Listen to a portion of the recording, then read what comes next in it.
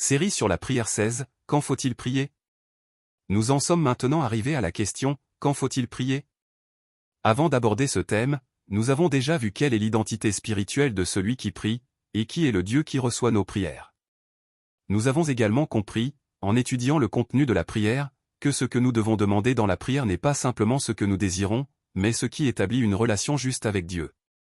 Nous ne devons pas simplement nous adresser à Dieu comme à quelqu'un vers qui nous nous tournons lorsque nous avons des difficultés, mais nous devons marcher dans une relation constante et fidèle avec lui.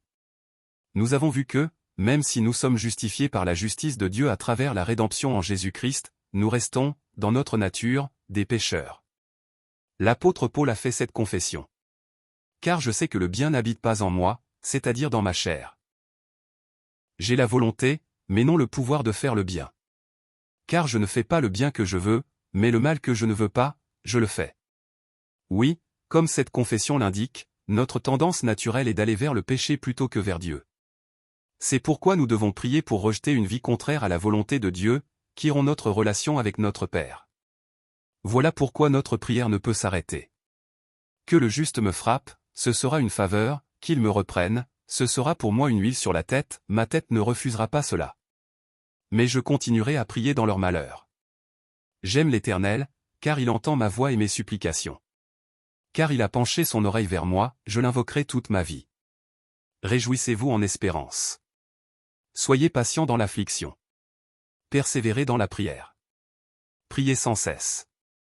Faites en tout temps, par l'Esprit, toutes sortes de prières et de supplications. Veillez avec une entière persévérance. Oui, la Bible nous appelle à prier toujours, sans relâche, toute notre vie. Et ce n'est pas pour obtenir quelque chose par la prière, mais pour maintenir une relation vivante et entière avec Dieu. Le peuple qui a un bon roi ne peut jamais cesser de lui parler. Le serviteur ne peut cesser de s'adresser à son maître. L'enfant ne peut être séparé de son père. Ce n'est pas parce que nous avons encore besoin de quelque chose, ni pour emprunter la force de Dieu afin d'accomplir nos projets. La prière est une relation, un partage, une communion. C'est par la prière que nous devenons plus intimes avec Dieu. Nous écoutons la parole à travers l'Écriture, et nous parlons à Dieu par la prière. Même nos pensées les plus simples peuvent lui être dites. Ce n'est pas pour chercher une solution immédiate, mais simplement pour converser doucement avec un Dieu qui voit et connaît déjà tout. Et Dieu s'en réjouit. C'est pourquoi il n'y a ni heure fixe, ni limite à la prière. La Bible nous appelle à prier toujours, sans jamais nous arrêter, toute notre vie. Et avec cette prière incessante, un autre point essentiel est de rester éveillé dans la prière. Veillez et priez, afin que vous ne tombiez pas en tentation, l'esprit est bien disposé, mais la chair est faible. Veillez donc, en priant en tout temps, afin que vous ayez la force d'échapper à tout ce qui doit arriver, et de paraître debout devant le Fils de l'homme. La fin de toute chose est proche. Soyez donc sages et sobres, pour vaquer à la prière.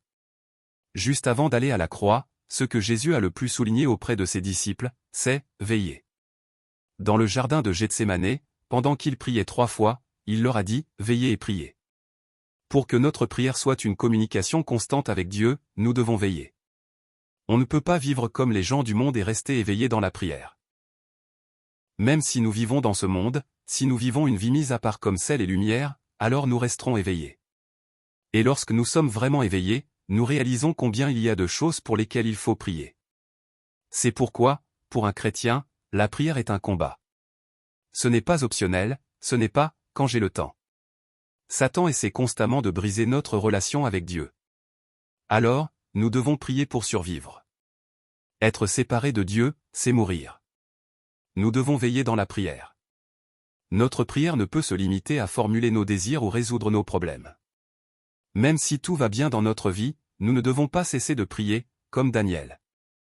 Lorsque Daniel sut que le décret avait été signé, il entra dans sa maison, les fenêtres de la chambre haute étaient ouvertes dans la direction de Jérusalem, 3 fois par jour, il se mettait à genoux, il priait, et il louait son Dieu, comme il le faisait auparavant.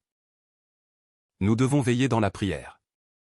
Même si rien ne semble mal aller, nous devons continuer à prier, comme Néhémie l'a fait pour le peuple de Dieu. Nous devons veiller dans la prière. Même si rien ne nous pousse à prier, nous devons prier comme Jésus l'a fait. Il n'y a pas de limite de temps pour la prière.